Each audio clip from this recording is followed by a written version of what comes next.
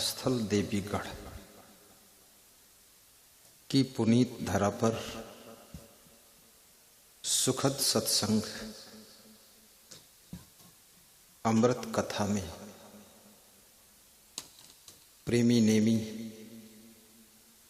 पधारी हुई हैं, माताएं बहनें आई हुई हैं। सबको हर मनुष्य, बालक हो, जवान हो, बूढ़ा हो, अपने आप सीख लेता है, लेकिन अच्छाइयाँ सीखने के लिए कई लोगों का सहारा लेना पड़ता है। छत पे चढ़ने के लिए सीढ़ी का सहारा लेना पड़ता है, लेकिन छत से नीचे गिरने के लिए किसी का सहारा लेने की जरूरत नहीं है। तुम खुद ही थोड़ा सा छत से आगे कदम बढ़ाओ तो नीचे गिर जाओगे।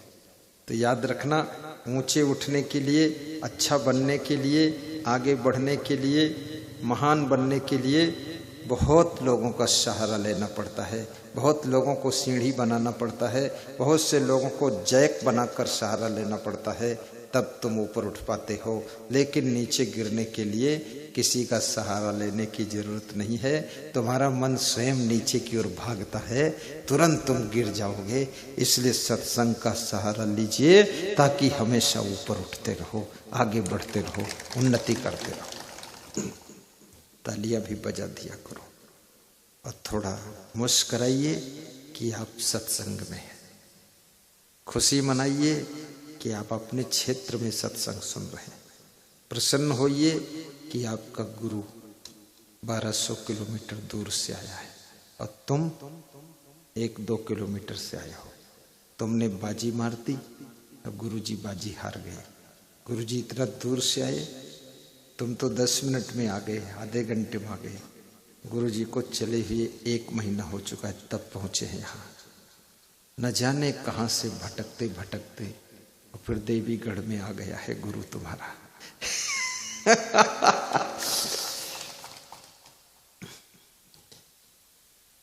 उत्तर प्रदेश नेपाल बॉर्डर से चले हैं। बलदेवगढ़, पन्नालाल कुशवाहा, नारायण कुशवाहा, टीकमगढ़ जिले में पहुंचे। वहां से फिर अशोकनगर, चंदेरी, मंडीदीप, नर्मदापुरम जिला, बीसारोड़ा, फिर ये तिनसया, फिर कौन कौन, फिर राजस्थान, करते करते मालबमोरी आदि आदि। फिर धीरे धीरे आपके यहाँ 1 महीना लगा है। यूपी से चलते चलते तब पहुंचा हूँ। एक साथ नहीं आया हूँ, रुकते रुकते आया हूँ। मैं बड़े आराम से चलता हूँ, क्योंकि रास्ते में जो भक्त हैं उनको भी दर्शन हो जाए, उनको भी देवीगढ़ थांदला जैसा प्रवचन सुनने का सौभाग्य मिल जाए। इसलिए हम रुकते रुकते आते हैं, आराम से आते हैं। अब यहाँ भी रुकेंगे आराम से। कल हम आ गए, आज भी रुकेंगे, कल भी रुकेंगे और 17 तारीख को जाएंगे। तब जाएंगे जब आप लोग कहेंगे अब यहाँ से चले जाइए, तब जाएंगे। अगर आप लोग कहेंगे रह जाइए तो 17 की रात और रह जाएंगे। जाने का मन नहीं होता है, क्योंकि जहाँ जम जाओ वहाँ बड़ी शांति मिल जाती है। कन्हैया लाल राठौर के घर में हमें रहने का ठौर मिला है। नाम है कन्हैया लाल राठौर, उन्हीं के घर में रहने का ठौर। वहीं भंडारा है, वहीं सब आनंद मंगल है, कोई प्रॉब्लम नहीं है। स्वर्ग जैसा सुख हमको दिया है आप लोगों ने, कोई कसर नहीं है, ना कोई कसूर है, सब आनंद ही आनंद है। मैं खुश बहुत हूँ। सरपंच साहब भी सेवा में लगे हुए, वो भी सोच रहे हैं कि मैं क्या करूं। वैसे देखते रहते हैं मेरे को क्या करना है, और लास्ट में पता चलता है तेरे को ही तो सब कुछ करना।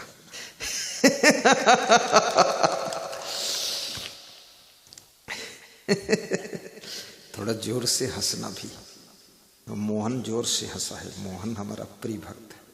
मनसुख भी हंसते हैं। क्या बात है। वैसे अटक अटक के बोलते थे, पीछे हम लोग हंस रहे थे कि कैसा मीठा बोलते हैं मनसुख भाई। खुश रहने से बीमारियां कम आती है, बुद्धि तेज हो जाती है। तो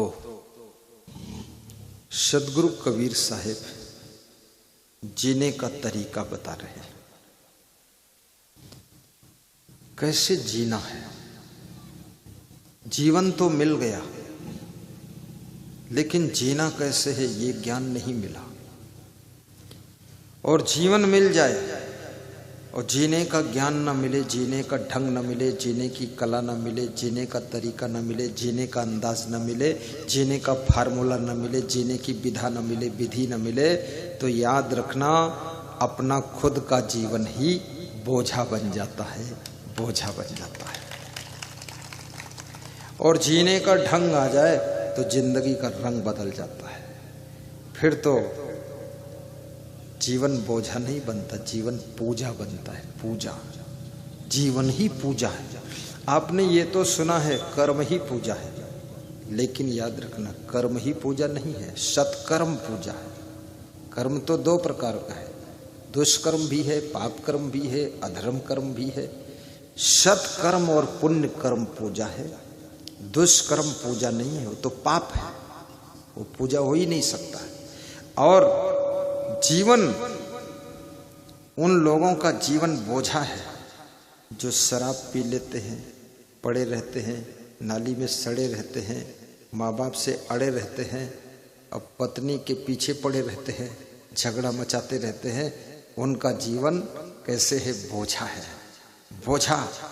और जिन्होंने शराब को छुआ भी नहीं, पीना तो दूर है, पीते हैं तो सुबह एक चाय पी लेते हैं, वो भी अगर ना मिले तो मुस्करा देते हैं, थोड़ा रोटी खा लेते हैं, चटनी खा लेते हैं, दौड़ दौड़ कर काम करते हैं, शाम को पत्नी को धन्यवाद देते हैं और दोनों प्रेम से रहते हैं। उनका घर ही स्वर्ग है, जीवन ही स्वर्ग है, विचार ही स्वर्ग है, उनके कर्म ही स्वर्ग है। और ऐसे लोग ही सौभाग्यशाली बन जाते हैं और किस्मत उदय हो जाती है।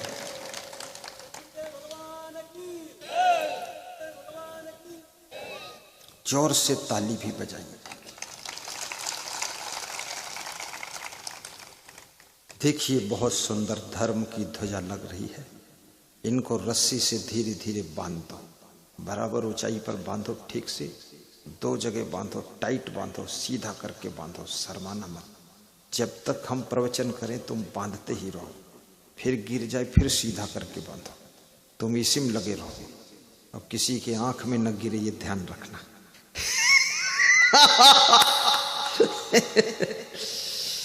कमलेश भाई परमार भी खुश है और कमली भाई भी खुश है, दोनों का नाम बड़ा अच्छा है, कमलेश और कमली। ऐसा ही जोड़ा ठीक रहता है, कमलेश भाई परमार और कमली बाई परमार। दोनों की श्रद्धा भी बहुत है, श्रद्धा बहुत है। श्रद्धा तो है, यहाँ प्रेम तो है, बहुत प्रेम।